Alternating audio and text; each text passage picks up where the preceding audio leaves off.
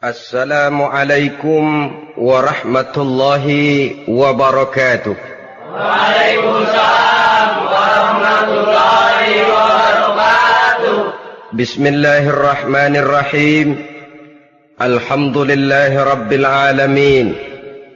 Wassalatu wassalamu ala ashrafil anbiya'i wal mursalin wa ala alihi wa ashabihil mujahidin at-tahirin, amma ba'du.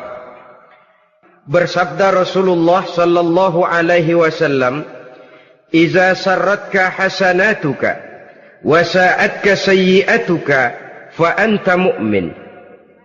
Apabila perbuatanmu yang baik menyebabkan engkau bahagia, apabila perbuatanmu yang baik menyebabkan engkau gembira, dan perbuatanmu yang jahat menyebabkan engkau jadi susah, itulah tanda bahwa di hatimu masih ada iman.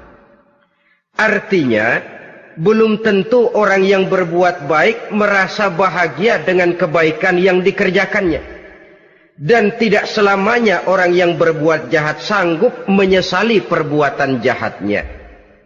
Oleh karenanya, apabila iman masih ada, apabila hati masih hidup, perbuatan yang baik menyebabkan orang gembira, perbuatan yang jahat menyebabkan orang susah dan gelisah hatinya. Ini mengandung pelajaran. Sekali kita berbuat baik, jangan sekali-kali menyesali kebaikan itu. Sebaliknya, satu kali kita melakukan kesalahan, hendaknya selalu menyesalinya. Kadang-kadang dalam kehidupan, karena orang tempat kita berbuat baik itu rupanya membalas air susu dengan air tuba, kita lalu menyesali kebaikan. Lahirlah kata-kata, "Nyesal saya nolong dia." Ibarat pepatah katanya, nolong anjing kejepit. Waktu kejepit setengah mati kita tolongin, begitu selesai dia dari kejepitnya, malah kita digigitnya. Saudara hadirin yang saya muliakan, dalam kehidupan sehari-hari barangkali ini kena filsafat yang disebut dorong mobil mogok. Ketika mobil mogok setengah mati kita dorong, begitu mesin hidup ditinggalkannya kita di belakang. Sesungguhnya perbuatan kita yang baik tidak harus disesali. Karena disesali atau tidak, toh perbuatan itu sudah kita lakukan. Dan penyesalan atas segala kebaikan hanya akan mengurangi nilai pahala kebaikan itu sendiri. Berbahagialah apabila berbuat baik, walaupun orang yang kita melakukan kebaikan membalasnya dengan kejahatan. Menyesalah apabila berbuat kesalahan, apabila melakukan dosa, karena itu pertanda nilai iman yang masih hidup dalam jiwa kita. Saudara-saudara kaum muslimin yang berbahagia, jadi sungguh pun pahala dan dosa sesuatu yang abstrak, efeknya jelas dia mendatangkan kebahagiaan atau membawa kepada kegelisahan batin di dalam kehidupan manusia. Orang di zaman materialis kurang terangsang berbuat pahala dan terdorong melakukan dosa. Kenapa? Karena pahala tidak kelihatan, dosa tidak nampak. Kalau pahala kelihatan, barangkali nggak kuat kita mikul pahala.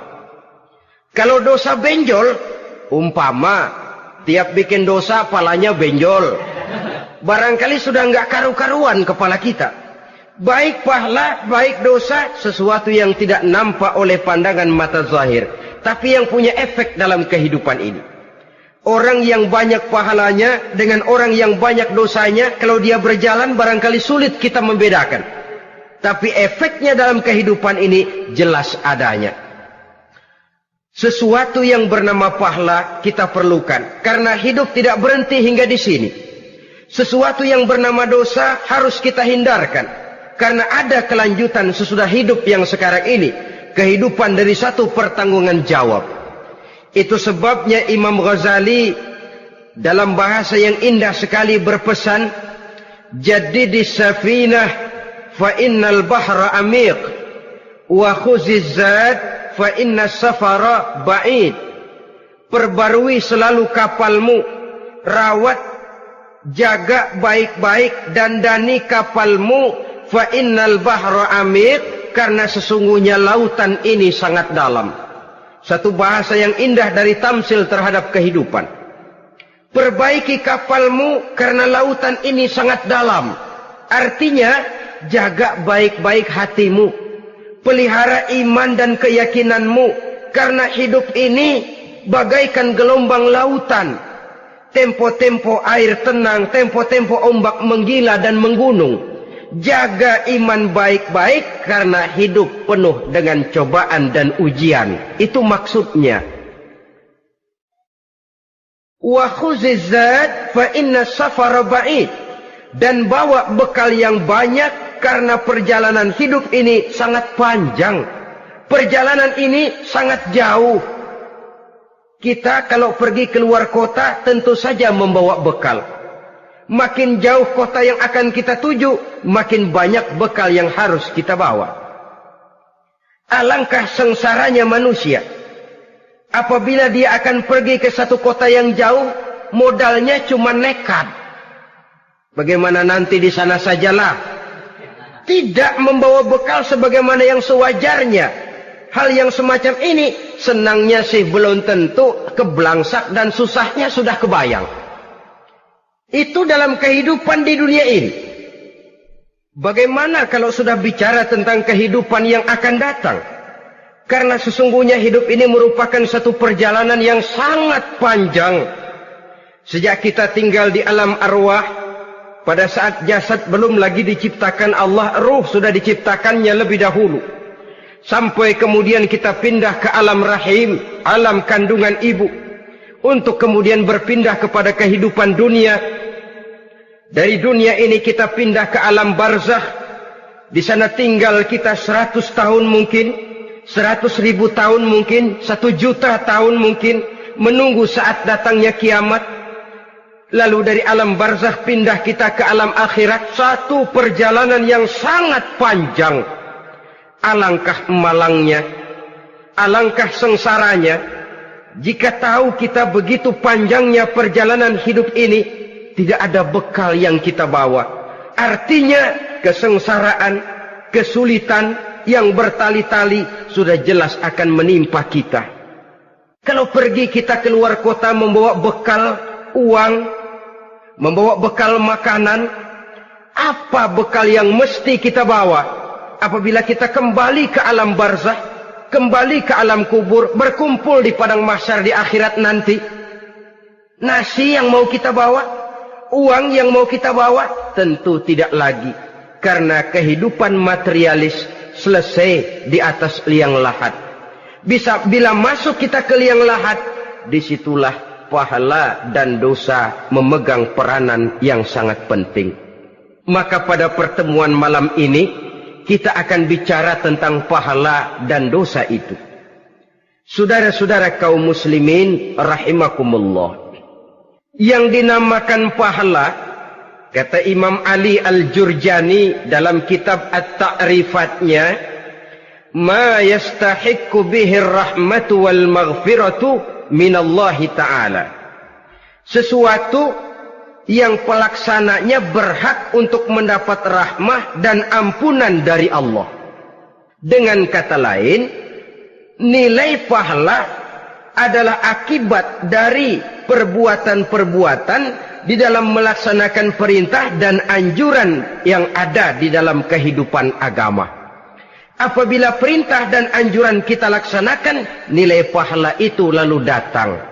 Nah, nilai pahala dalam Islam, menurut konsepsi Quran, Allah menjelaskan, man jaa bil hasanati falahu asyru amsalihha.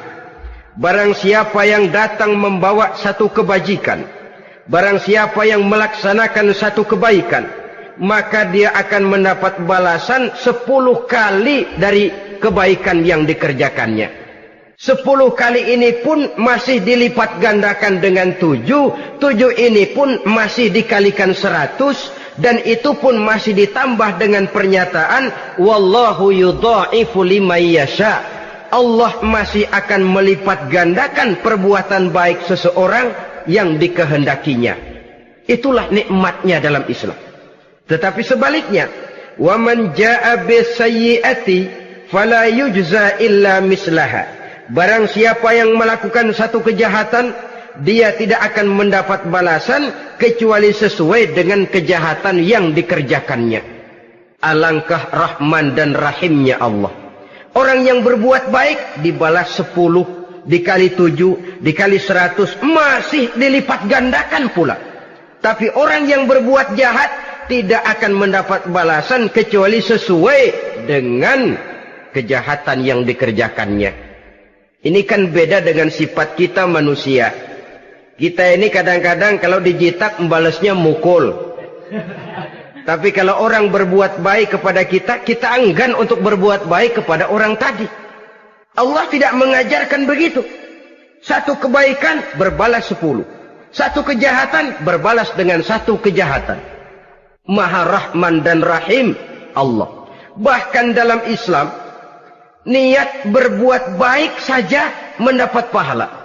Sedangkan niat berbuat jahat belum ditulis merupakan satu dosa sampai kejahatan itu dikerjakan oleh orang yang niat tadi. Umpamanya, saudara niat nanti malam giliran pengajian saya mau hadir di majelis taklim. Pas datang waktu malam hujan turun sangat lebat. Saudara berhalangan datang ke majelis taklim, saudara sudah mendapat pahala niat. Tapi saudara niat, nanti malam kalau turun hujan, saya mau bongkar rumahnya si fulan, saya mau curi seluruh harta bendanya. Ternyata malam, saudara tidak mengerjakan perbuatan itu belum ditulis dosa, sampai perbuatan itu benar-benar dikerjakan. Tapi lalu jangan macam-macam, kalau begitu niat aja yang baik, biar nggak usah dikerjain. Niat aja pengen ngaji walaupun tidak ada niatan untuk ngaji. Allah lebih tahu tentang apa yang terdetik di dalam hati sanubari kita. Itulah sebabnya sangat dianjurkan orang untuk melakukan segala macam kebajikan. Dan dianjurkan orang menjauhkan segala macam bentuk kejahatan.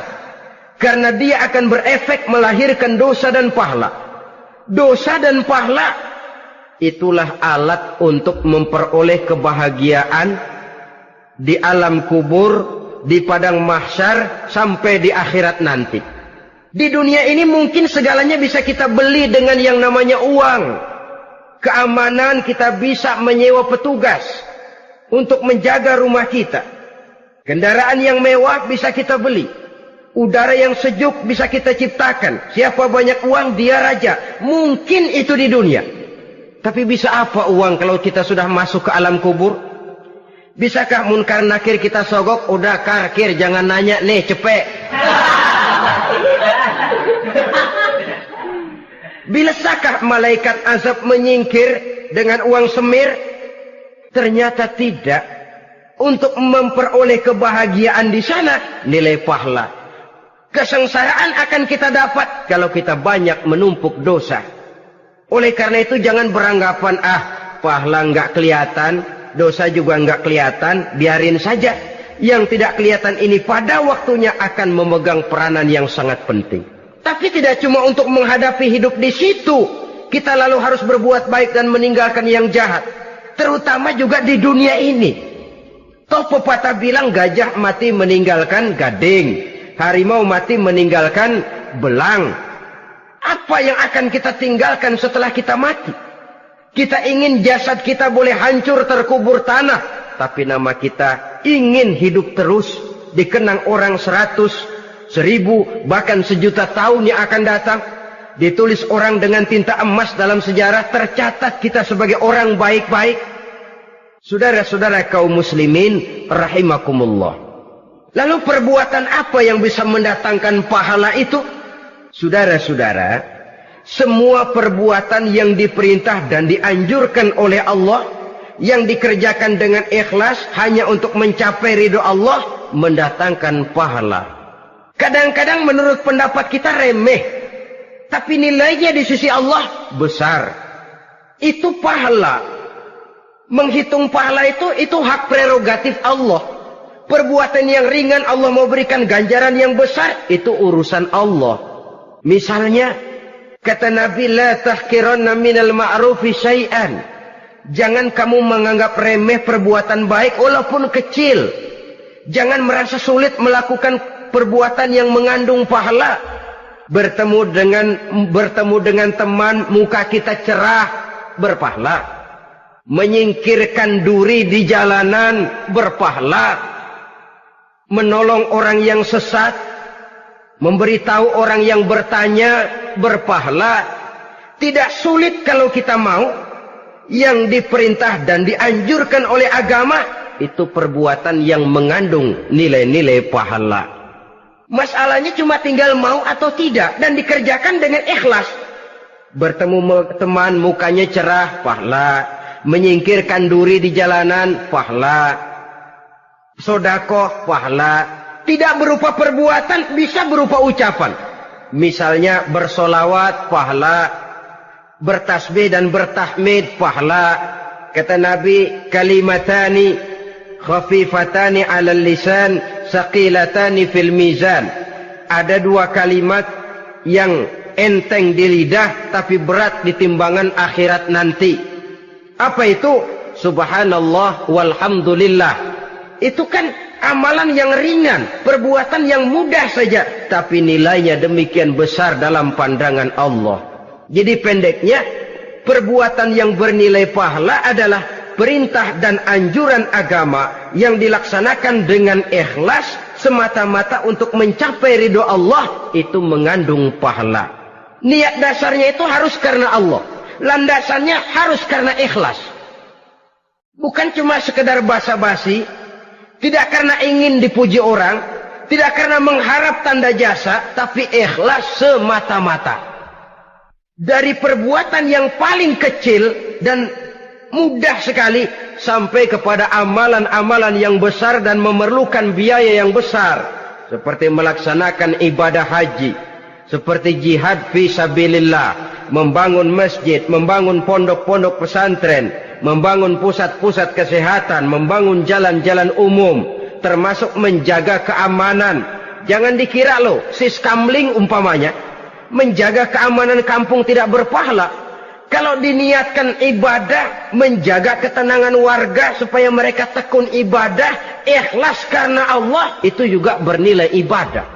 Keluar kita dari rumah, pergi pagi, pulang sore, peras keringat, banting tulang cari nafkah, buat menghidupi anak istri kita. Kalau diniatkan ibadah, melaksanakan kewajiban sebagai kepala rumah tangga, membantu orang tua sebagai anak, itu juga perbuatan-perbuatan yang mengandung pahala. Yang terbaik sesuai dengan bidang kehidupan kita. Ada orang yang dinamakan abid, ahli ibadah, pahala yang paling baik bagi dia banyak-banyak tahajud, sembahyang malam, wirid, zikir, tasbih. Ada yang dinamakan orang alim, pahala yang paling baik buat orang macam ini mengajar, menyebarkan ilmu, mendakwahkan Islam. Ada yang disebut wali, pejabat pemerintah, petugas. Amalan pahala yang paling baik buat orang semacam ini melayani masyarakat, bekerja di bidangnya sesuai dengan profesinya. Saudara hadirin yang saya hormati, jadi dengan demikian perbuatan-perbuatan yang mengandung nilai-nilai pahala ini bisa perbuatan yang menurut kita kecil namun punya nilai besar. Apalagi perbuatan besar dengan biaya yang besar, tentu makin besar juga pahala yang disediakan oleh Allah Subhanahu wa ta'ala. Oleh karenanya, kalau kita bercermin dari ayat Quran, hidup ini kesempatan untuk berbuat baik. Huwallazi khalaqal mauta wal hayata liyabluwakum ayyukum ahsanu amala. Dialah Allah, Tuhan yang telah memberikan hidup dan mati kepadamu untuk menguji kamu, siapa di antara kamu yang paling baik amal perbuatannya. Jadi tidak saya rinci, tapi cukuplah satu penjelasan global. Perbuatan yang berpahala adalah perbuatan melaksanakan perintah Allah atau anjuran Allah dengan dasar ikhlas, dengan tujuan untuk mencapai ridho Allah semata-mata. Lalu apa perbuatan yang mengakibatkan dosa itu? Saudara-saudara, dosa lahir akibat melakukan larangan Allah atau mengerjakan yang dicelaknya. Nah, para ulama ada yang membagi dosa itu menjadi dua bagian. Ada dosa-dosa kecil, ada dosa-dosa besar. Tetapi sebenarnya ditinjau dari segi hakikatnya, kalau sudah melakukan satu kesalahan yang mengakibatkan dosa, jangan dilihat besar dan kecilnya, tapi kepada siapa dosa itu kita kerjakan. Sebab kalau dosa kita anggap satu yang kecil, orang akan terangsang untuk mengerjakan yang kecil-kecil saja. Sehingga dengan demikian, yang kecil pun akan menjadi besar kalau ditumpuk-tumpuk. Sedangkan yang besar bisa saja menjadi kecil kalau selalu diiringi dengan permohonan ampun kepada Allah. Itu sebabnya para ulama sufi, orang-orang tasawuf mengatakan, la saghair ma'al istimrar, wala kabair ma'al istighfar. Tidak ada dosa yang kecil kalau dikerjakan terus-menerus. Dan tidak ada dosa yang besar kalau digempur tiap saat dengan perbuatan istighfar atau memohon ampun kepada Allah Subhanahu wa ta'ala. Cuma saja pada umumnya, karena dosa-dosa kecil itu lebih mudah taubatnya, dan ada janji Nabi, barang siapa yang meninggalkan dosa-dosa besar akan diampuni dosa-dosanya yang kecil-kecil. Oleh karena itu, pada kesempatan ini kita akan juga bicarakan apa saja yang termasuk klasifikasi dosa-dosa besar, dengan harapan kita bisa menjaga diri, menyelamatkan diri, jangan sampai terjatuh ke dalam dosa-dosa yang besar tadi. Tetapi bukan berarti kita harus terangsang melakukan dosa-dosa yang kecil. Ah, biarin kecil ini, tobatnya gampang. Ah, dosa kelas teri. Ah, dosa itu kan tidak kelihatan. Lalu terangsang melakukan perbuatan dosa-dosa walaupun kecil. Kalau berlarut terus-menerus, dia akan tumbuh menjadi dosa yang besar.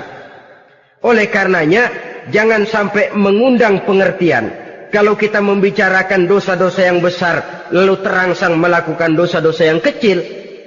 Karena bagaimanapun juga dosa kecil dan dosa besar sama dalam arti kepada Allah kita melakukan kesalahan. Dan dosa yang kecil pun kalau bertumpuk, dia akan menjadi banyak. Saudara-saudara kaum muslimin rahimakumullah, ada beberapa jenis dosa-dosa besar. Jenis yang pertama, asyirku billah, syirik atau menyekutukan Allah. Dari sekian deretan dosa-dosa besar, syirik ini merupakan bapak moyangnya dosa. Dedengkotnya dosa, itu syirik, menyekutukan Allah. Bahkan dosa yang lain Allah masih mau mengampuni. Tapi kalau sudah syirik, menyekutukan Allah, itu sudah satu dosa yang tidak berampun sama sekali. Oleh karena itu tepat pesan Imam Ghazali tadi. Jadi di safinah fa innal bahra amik. Jaga iman, pelihara akidah, dandani kapal. Karena hidup ini gelombang lautan sangat dalam, hidup banyak cobaan. Di dalam hidup di zaman sekarang ini, saudara bisa perhatikan, di mana tensi ekonomi tinggi, lapangan kerja sulit, persaingan hidup makin tajam, sifat egois dan individualis tumbuh di mana-mana, rasa solidaritas sosial menurun, sifat gotong royong musnah, orang mudah potong kompas, potong jalan, ingin cepat kaya, ingin cepat naik pangkat, ingin dapat kedudukan.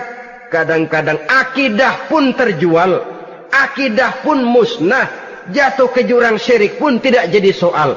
Itu yang kita khawatirkan. Kalau dosa-dosa yang lain Allah masih mau mengampuni, tapi kalau sudah jatuh kepada syirik, Allah sama sekali tidak akan memberikan ampun. Dalam kaitan dengan ini barangkali tepat sinyalemen Imam Ali itu. Andai kata kemiskinan merupakan satu kepribadian, saya akan membunuhnya lebih dahulu. Artinya memang kemiskinan ini sering mendorong orang kepada jurang kemusyrikan. Tidak tahan menghadapi godaan perut akibat tensi ekonomi yang tinggi, lapangan kerja yang sulit. Iman pun jadilah ditukar dengan 3 liter beras. Akidah pun jadilah dibarter dengan 3 bungkus supermi, dengan pakaian bekas, dengan obat-obatan. Tidak jadi soal baginya mengejar kebahagiaan yang relatif singkat dengan mengorbankan kebahagiaan yang abadi. Persis ibarat pepatah, nyari jarum kampak hilang. Mencari sesuatu yang kecil, yang besar jadi sia-sia. Membela perut, mengorbankan akidah. Na'udzubillah summa na'udzubillah. Saudara-saudara kaum muslimin rahimakumullah. Ini fakta. Ini kenyataan. Dan hal semacam ini tidak bisa diatasi cuma dengan ceramah, simposium, diskusi, seminar.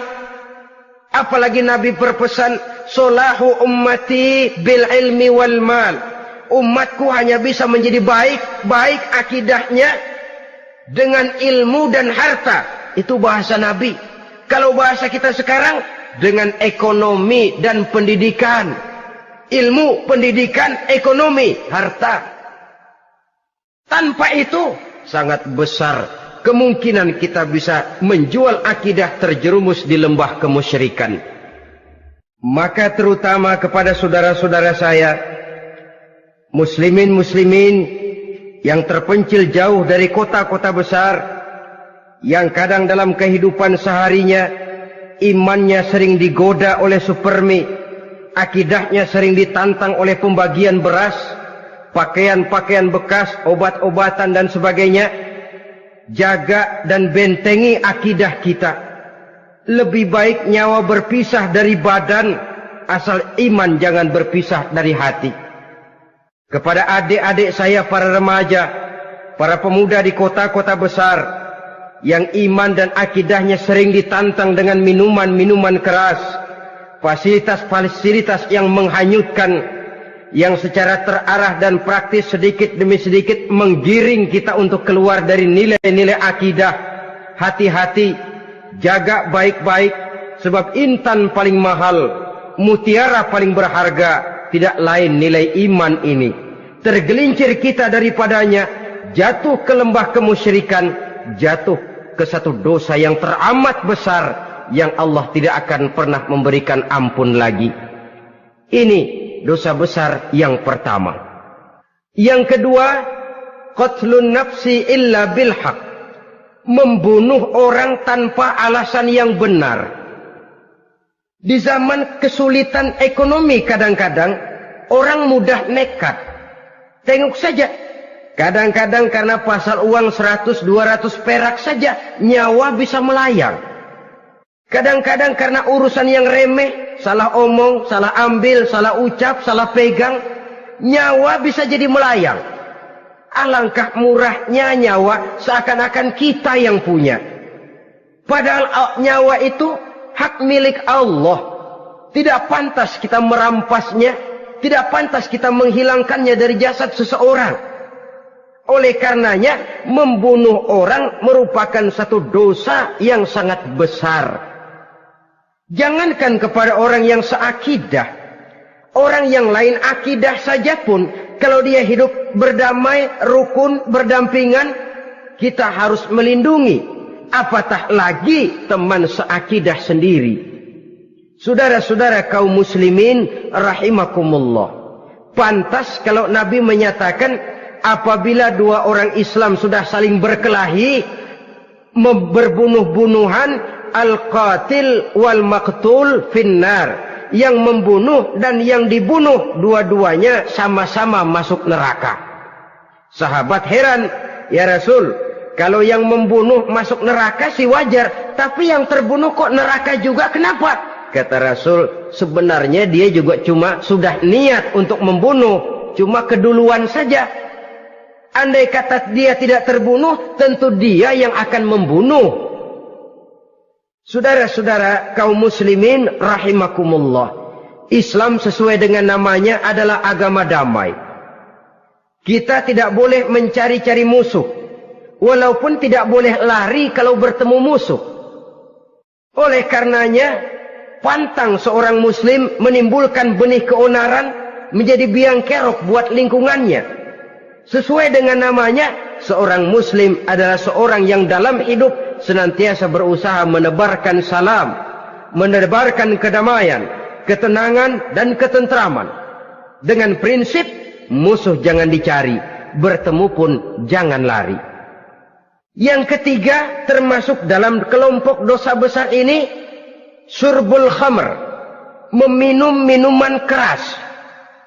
Termasuk di dalam kata khamr ini ganja, morfin, narkotik.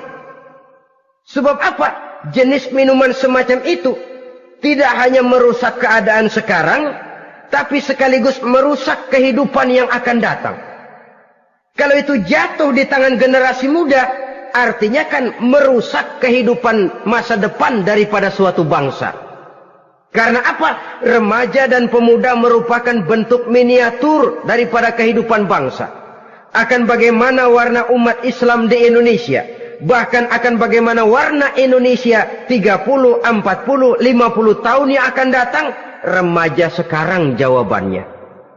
Kalau remaja kita sekarang ini kerjanya cuma bisa nyekek botol,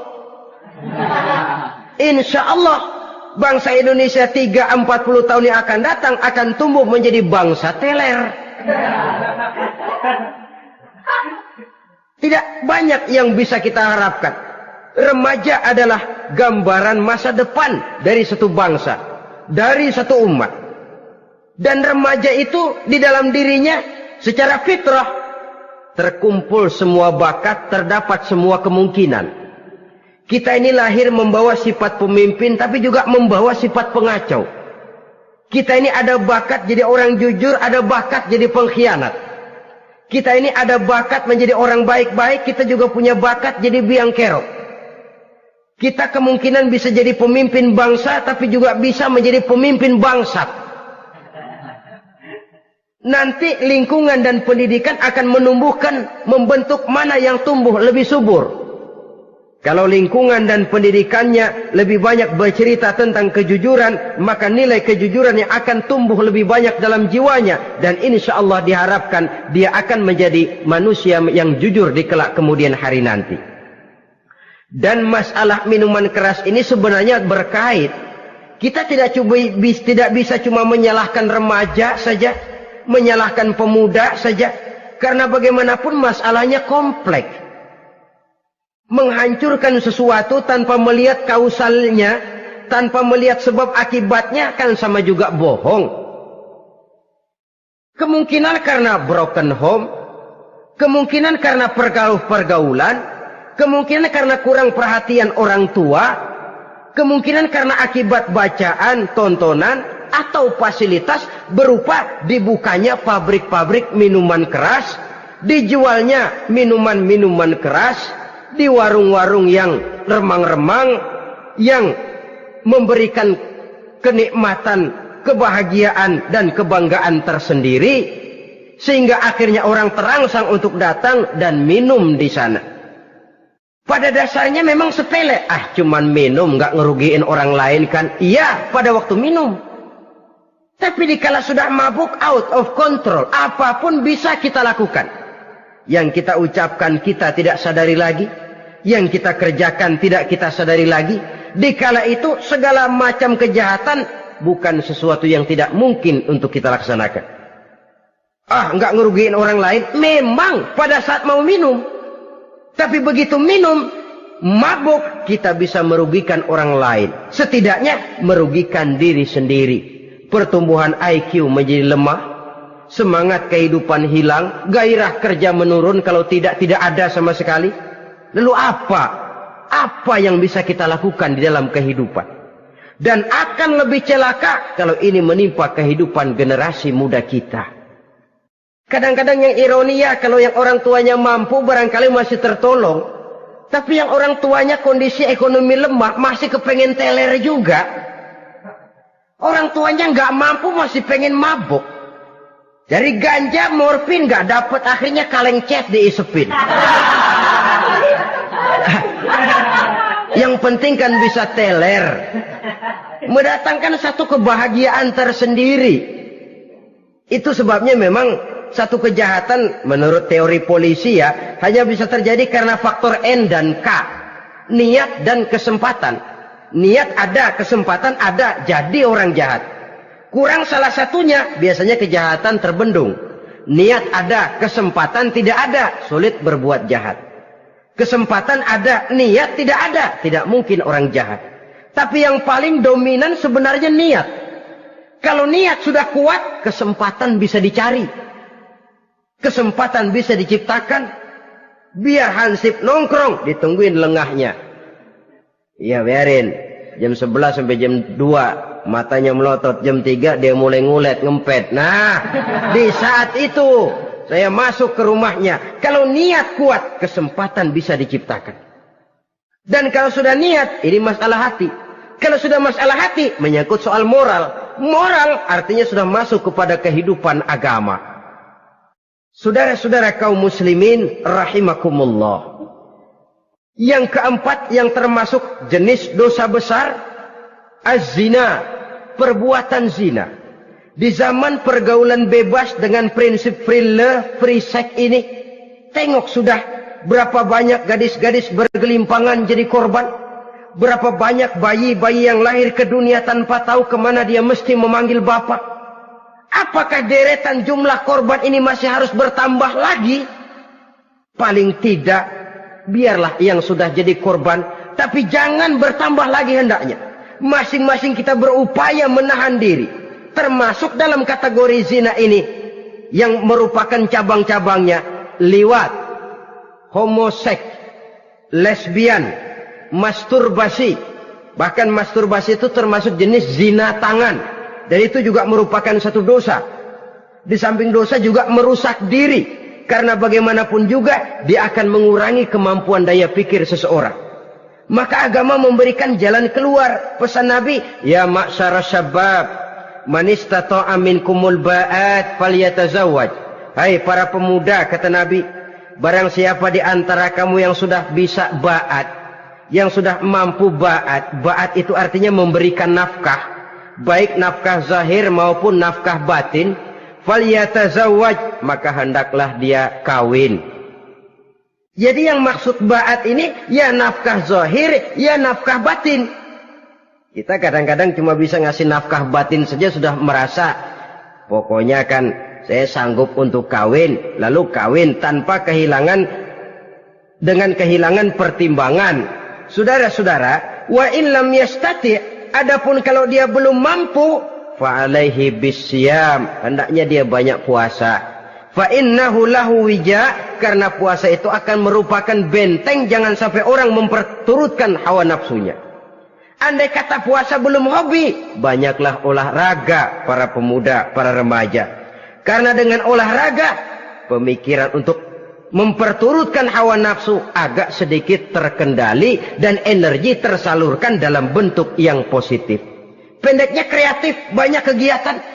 Ini pesan Imam Syafi'i tepat itu. Kata beliau, inni ra'aitu wuqufal ma'i yufsiduh in sala toba wa illam yajri lam yatib. Aku melihat air kalau diam rusak, tapi kalau dia mengalir jernih. Air kalau ngendap nggak ngalir, nyamuk nyarang di situ, bisa jadi sumber penyakit. Manusia hidup begitu. Kalau nggak punya kegiatan, nggak kreatif, kerjanya cuma delohom, ayam-ayam, akhirnya jadi ngerusak. Ngomongin orang. Si Ano, ngapa? Ano. Kebangetan nggak ngapa-ngapain, orang aja dipontenin. Orang diomongin, lahirlah namimah, lahirlah ghibah. Saudara-saudara, air itu kalau ngendap ada aja yang nyarang. Tapi kalau dia ngalir, orang ada kesibukan, insya Allah dia tidak akan jatuh kepada sesuatu yang bisa mengundang dosa. Isilah waktu dengan hal-hal yang bermanfaat. Karena hidup ini singkat dan tidak berjalan mundur ke belakang. Mundur hancur, berhenti diinjak orang. Sekali melangkah, jangan surut mundur ke belakang. Homoseks terlepas dari penyakit kejiwaan. Sekarang ini kan sudah ada persatuan kaum gay katanya. Meminta perlakuan yang sama dan agar dibolehkan kawin sesama mereka. Secara manusiawi boleh. Secara manusiawi kita hargai mereka. Tapi dari kacamata agama, ini jelas merupakan penyimpangan. Dan penyimpangan merupakan suatu dosa. Terlepas dari pertimbangan manusiawi. Jangan karena terlalu memperturutkan suara manusiawi, lalu kita mengesampingkan agama. Termasuk lesbian, wadon karo wadon.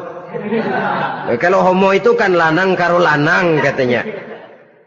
Saudara-saudara kaum muslimin rahimakumullah, ini bukan penyakit baru.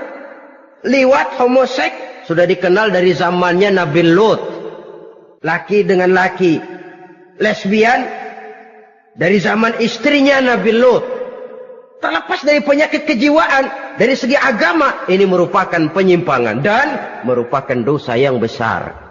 Yang kelima, yang termasuk jajaran dosa kelas kakap, qazful mu'minina wal mu'minat, menuduh orang mukmin yang baik-baik, laki atau perempuan, melakukan perbuatan zina sehingga hancur namanya di masyarakat. Ini merupakan satu perbuatan dosa yang sangat besar dan sangat dimurkai oleh Allah. Saudara-saudara kaum muslimin rahimakumullah, oleh sebab itu tentang masalah ini, kalau memang tidak ada saksi, jangan sembarang kita enteng lidah menuduh orang lain berbuat zina, menuduh orang lain berbuat serong. Dosanya kelewat besar di dalam kehidupan. Karena apa? Mencari harga diri itu berat, memelihara kehormatan diri jauh lebih berat. Satu kali orang dihancurkan namanya di masyarakat, dia akan terisolir jadinya. Oleh karenanya, berlindung kita kepada Allah, jangan sampailah dihinggapi oleh sifat ini. Karena sentimen kita kepada seseorang, karena hasad kita kepada seseorang, tidak senang melihat orang lain lebih maju, lalu lidah ini seenaknya saja mengucapkan kata. Padahal sanksi dan resikonya sangat besar. Yang kita tuduh barangkali mendapat pahala dari Allah. Kita sendiri yang menuduh tanpa saksi, tanpa alasan yang benar, mendapat dosa yang sangat besar. Saudara-saudara, memang kadang-kadang aneh dalam hidup ini.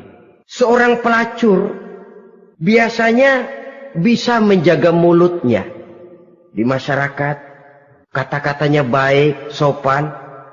Kenapa? Karena mulut yang satu sudah tidak terjaga.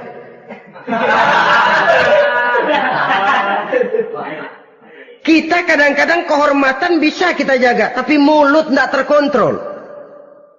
Ngomong saenake dewe, bikin orang mangkel, kesal, fitnah sana, fitnah sini, menghancurkan nama baik orang, ngomongin yang macam-macam. Bagai-bagai macamlah caranya. Saudara-saudara kaum muslimin yang berbahagia. Jadi dengan demikian, menuduh orang lain berbuat zina, sedangkan orang itu tidak pernah melakukannya, ini termasuk satu dosa yang sangat besar di dalam kehidupan ini. Yang keenam, al-'aqu bil walidain, durhaka kepada ibu bapak. Seorang anak, bagaimanapun banyak nilai ibadahnya, banyak kebaikan di masyarakat, menyandang berbagai macam gelar, pangkat dan jabatannya tinggi, tapi kalau sudah durhaka kepada kedua orang tuanya, alamat hidup tidak lagi membawa keberkahan. Dan itu dosa yang sangat besar. Sampai Nabi sabdakan, ridho Allah ada di dalam keridhaan ibu bapak. Murka Allah pun ada di dalam kemurkaan ibu dan bapak. Walaupun belum tentu setiap kita orang tua, tapi yang jelas setiap kita adalah anak. Dan setiap anak punya ibu dan bapak. Jangan sampai kacang lupa kepada kulitnya. Saudara-saudara kaum muslimin rahimakumullah, durhaka kepada ibu bapak merupakan perbuatan yang sangat dimurkai oleh Allah. Apalagi ibu yang telah melahirkan kita, bahkan mengandung kita. Begitu juga bapak yang telah berusaha peras keringat banting tulang untuk mengasuh membesarkan kita. Tidak ada perbuatan baik yang kita lakukan untuk bisa menebus kebaikan daripada ibu dan bapak kita. Setidaknya kalau belum bisa berbuat baik kepadanya, kepada keduanya, janganlah menyakiti hati keduanya. Itu saja dulu yang harus dijaga. Kadang-kadang sudah berbuat baik enggak, nyakitin melulu. Sudah nyenangin belum bisa, saban sehari nyakitin saja. Padahal kedua orang tua itu doanya manjur, sebagaimana sumpahnya juga bisa jadi kenyataan. Dan sering bahkan menjadi kenyataan. Sampai ibu bapak sudah wafat, sudah meninggal sekalipun, kewajiban berbakti masih harus terus dilakukan oleh seorang anak. Lalu yang ketujuh, at-tawalli yaumaz zahfi, berpaling pada hari pertempuran. Orang sedang sibuk-sibuk menghadapi musuh, maksudnya berjuang membela agama ini, dia lari menyelamatkan diri. Pengecut, mental munafik. Ayo, kalau demi agama, mari kita maju ke depan. Allahu Akbar. Yang besar Allah, yang lain kecil semua. Maju. Orang lain maju serentak, dia mundur jauh ke belakang. Mental munafik, mental calo istilah sekarang ini.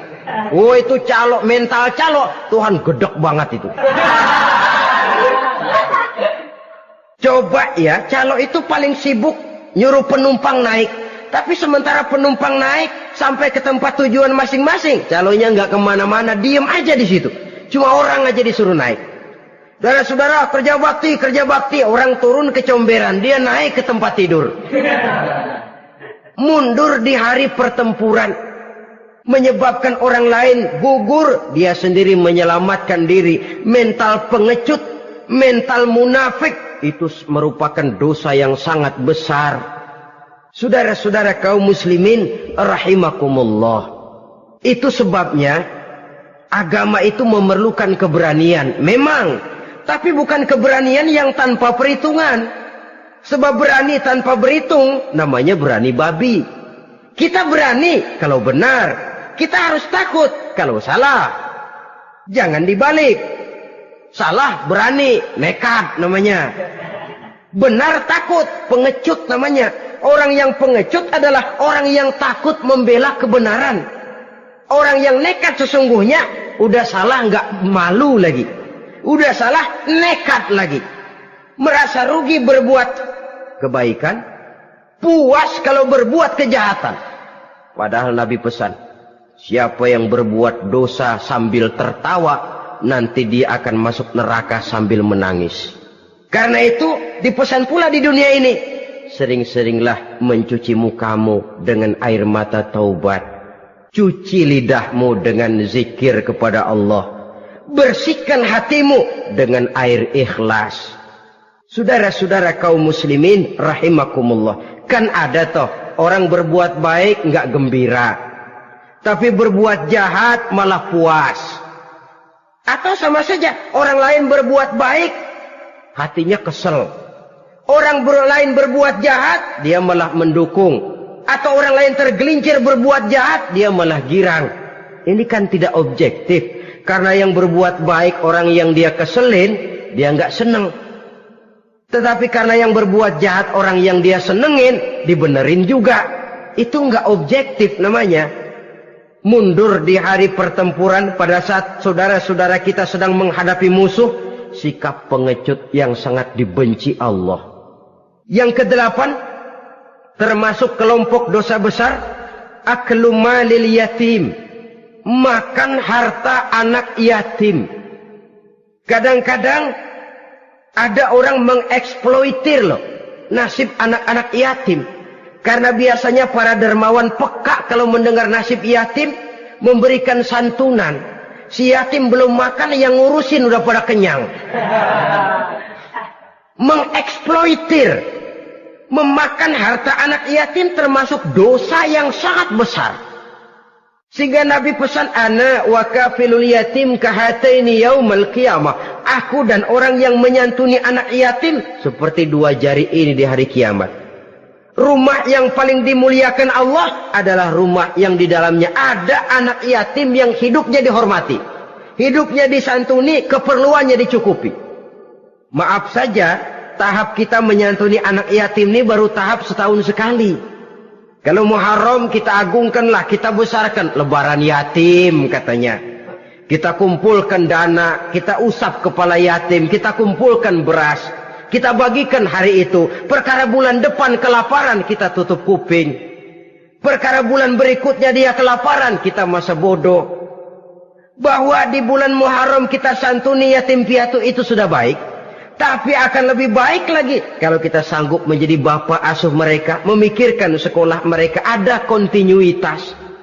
Kalau mereka diasuh oleh orang lain, lalu bertukar agamanya, berpindah akidahnya, kita ngomel habis-habisan. Tapi kita ada kemampuan, kita tidak mau berbuat semacam itu. Ya sama juga bohong namanya. Saudara-saudara kaum muslimin rahimakumullah. Orang yang menyantuni yatim mendapat pahala besar. Tapi orang yang mengkorup harta anak yatim, dosanya juga sangat besar. Berhati-hatilah kalau kita diberikan kepercayaan oleh masyarakat untuk mengurus anak-anak yatim. Karena pahalanya besar, resikonya juga besar. Yang kesembilan, syahadatuz zur, sumpah palsu. Sebab sumpah palsu ini menggunakan nama Allah untuk sesuatu yang tidak benar. Nama kita saja dibawa untuk yang tidak benar, kita jengkel. Nama kita dipalsukan untuk sesuatu yang tidak baik, kita kadang-kadang jengkel, tidak puas jengkel, menuntut melalui saluran hukum. Kenapa? Nama saya dicatut.